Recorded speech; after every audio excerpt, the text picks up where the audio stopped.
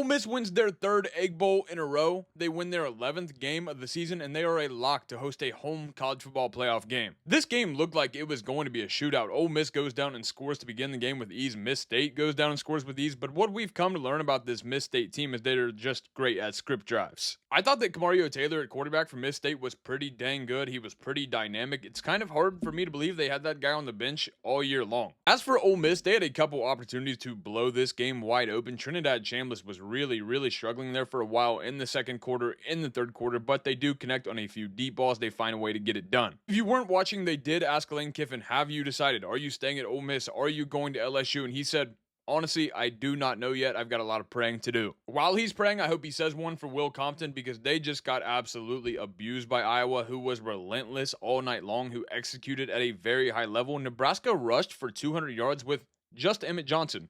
This team rushed for 6 yards per carry and lost badly. All it comes down to is, like I said, execution. Nebraska would find ways to stall drives. Iowa would find ways to keep them going.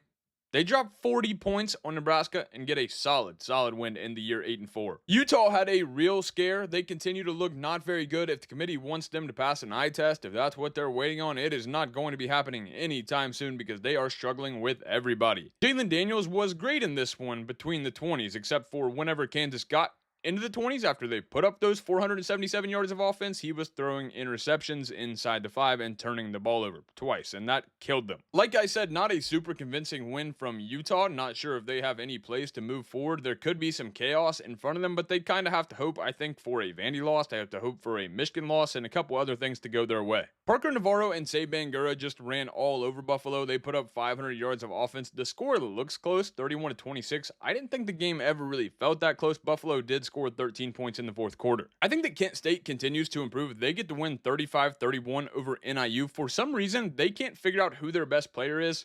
It's Cade Wolford. The kid is explosive. He is a playmaker. Every time he touches the ball, it's going 20, 30, 40 plus yards for a touchdown. He is the king of big plays. He's averaging 25 yards per touch, and they just won't feed him. I don't know why. Anyway, that is all we had for the early slate on Friday. Let me hear your thoughts in the comments, any predictions you might have for the future, and follow me for more college football content.